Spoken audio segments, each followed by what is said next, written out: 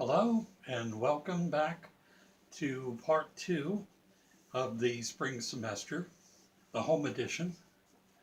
I'm coming to you from a safe space in West Brookfield. I hope you are all doing well. A couple things I want to go over. We are going to do a Zoom conference get together on April 1st at 12:30, which is Wednesday at our regular class time. Uh, Give you a chance to kind of meet again face to face, answer any questions that you might have, and take things from there. Uh, we are going to go over the work from last week as well as for the this week. Last week we had two things we were going to do. We were going to talk about addiction across the lifespan. I'm not going to do a lecture, but I do want to just point out a couple of important things from the chapter. People's lives obviously change as they age. And if you're at all familiar with the uh, stages of development, uh, when a person is younger, their whole identity is built around figuring out who they are and how they fit in socially. Once they kind of move into young adulthood and start having families and things like that, then the interests start to change and it becomes more about their family, keeping their life going. Friends might still be in the picture, but not quite as much. Uh, as they get even further into adulthood, uh, things change again because we've heard of the famous midlife crisis. As people get to a certain age, they start thinking, what's next? Where do I go from here? Then there are seniors, and they have their own unique group of concerns. So, just as the reasons that people might become involved with substances might change over time, so do their needs as far as treatment. A long time ago, there were two levels of treatment. There was adolescent and adult. And adolescent was basically age about 12 to 13 through 17. As soon as a person turned 18, they would enter adult treatment, which would be made up of people from 18 on up, possibly into the 70s and 80s, depending on the makeup of a group. Uh, so, not the interesting thing is that you could be in a residential treatment program at 17, and the day you turn 18, you have to be transferred into an adult program. Nothing really has changed about you or your interests other than the your age. So now you're put in with a bunch of people who maybe have very different concerns, very different backgrounds, and that becomes difficult.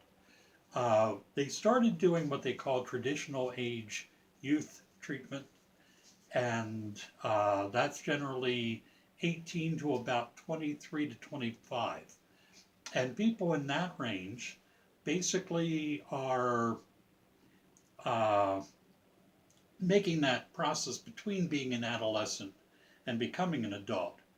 Uh, so by putting people in that group together, it helps to transition them from the one program to the other and helps to make the treatment uh, more focused on the needs of the individuals.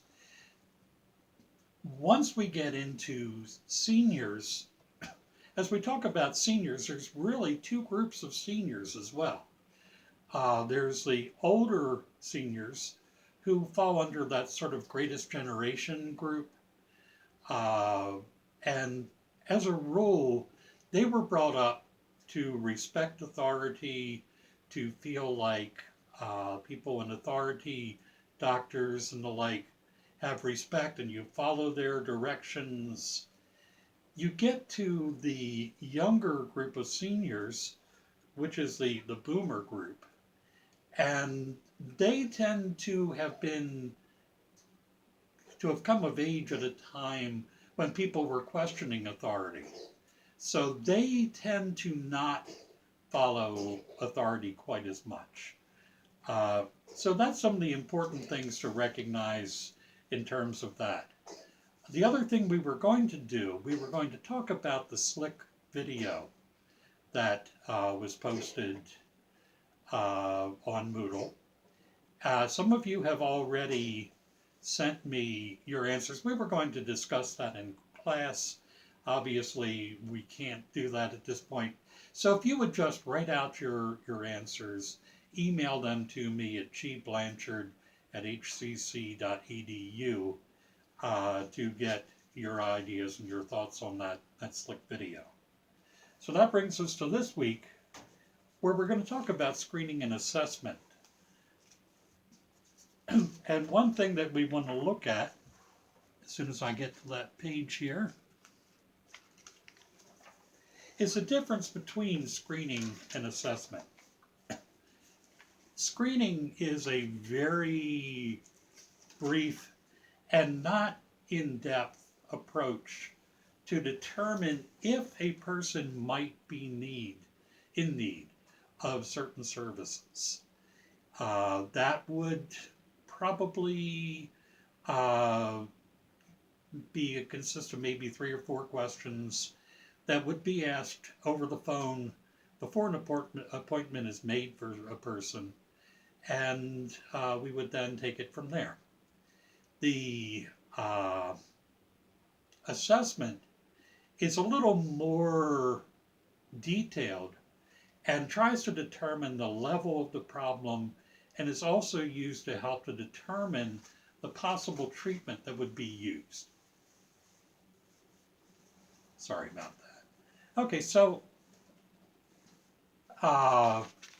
in the book, they list several assessment tools, like the CAGE, which is 4 questions. Have you ever felt that you might want to cut down on your drinking or drug use? And that's where the C comes from. The A is, have people annoyed you by criticizing your drinking or drug use? G is, have you ever felt bad or guilty about your drinking or drug use? And E is, have you ever had a drink or used drugs early in the morning to steady your nerves or to get rid of a hangover? So these 4 questions, depending on the answer, would give you an indication that perhaps this person needs to be looked at more closely. They also give the TWEAK, which is 5 questions. The T is for tolerance. Have you needed more in order to get the same feeling? W is worried. Have your friends or family been worried about your drinking? E is for eye openers. Do you need a drink in the morning to get yourself going? A is for amnesia. Have you sometimes drink and in the morning for not remember what you did the night before, which of course would be a blackout. And the K stands for cut down. I guess they wanted to use that K pretty badly, and they decided to spell cut with a K. So that's the question, have you ever felt the need to cut down, which might indicate a problem.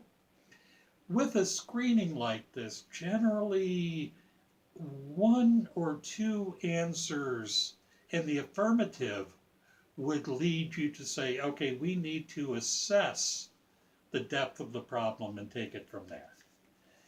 An assessment is really looking at the depth of the problem and looking at what treatment might be needed to do that. Assessments tend to be much more detailed. However, a lot of assessments rely on self-report, and that is always a difficulty because people who have substance problems are not always, obviously, honest about the depth of their problems. Excuse me.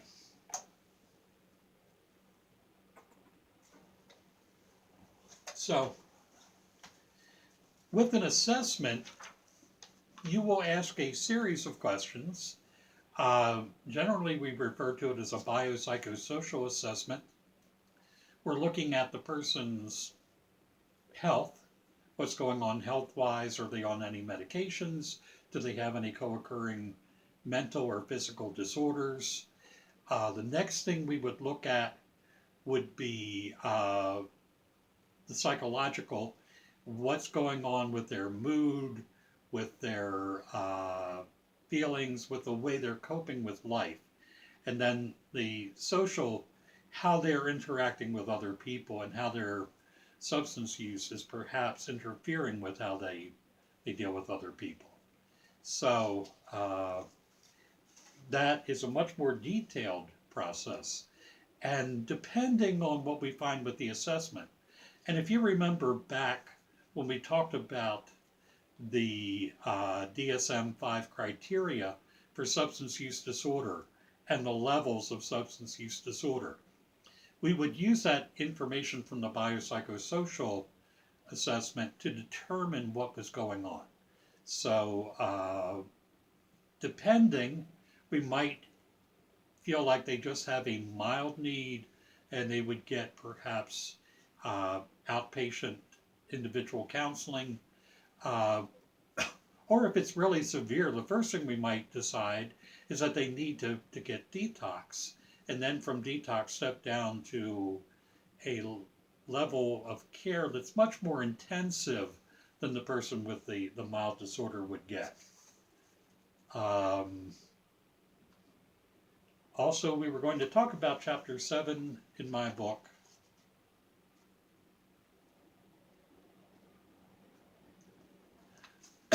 On success-centered treatment, and talking about changing the focus from relapse prevention to building and maintaining recovery, keeping people focused on the idea not so much of not failing as of succeeding.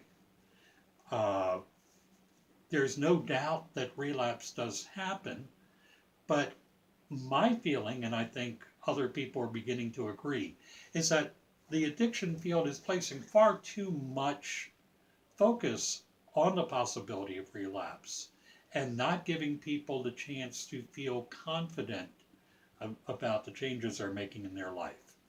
The one thing the chapter talks about is the relapse process. And relapse is a process, and usually picking up the drink or drug is the end of that process. So you would, if a person relapses and they begin to look back on the past weeks, they might see signs that they were moving towards relapse, and there were places where they could have intervened and stopped the relapse before it got to the idea of actual drug use. I also talk about the difference that I see between a relapse, which I see as a period of prolonged use after a period of abstinence, and what I would consider a slip, where a person makes a mistake, they have a drink or a drug, and then they immediately get back on track. And I feel like sometimes when people make that one mistake, they are made to feel so guilty for it that they are less likely to want to admit they have made that mistake and may continue onto that path of relapse. So that's a very brief overview. At this point, we really will depend on you to do the reading. We'll continue to have the exam at the end of the year covering the books. We will be meeting possibly weekly on Zoom. I will not take attendance as such, but if you like, you can email me again at gblanchard@hcc.edu and give me a couple of days and times, not dates, but days and times that work well for you. Right now I'm looking at doing them probably on Mondays at class time, since we had already put that time aside. But if there are other times that might work better, I'll look at what you all have to say. So again, keep up with the reading. If you've not yet sent me the information from the Slick video, please send me that. And I hope to see you Wednesday, April 1st, 12:30 on Zoom. I sent all the instructions to you, I believe, in an email, and it's also on Moodle. So I will see you then, and I hope you're all taking good care of yourselves in the meantime. Talk to you later.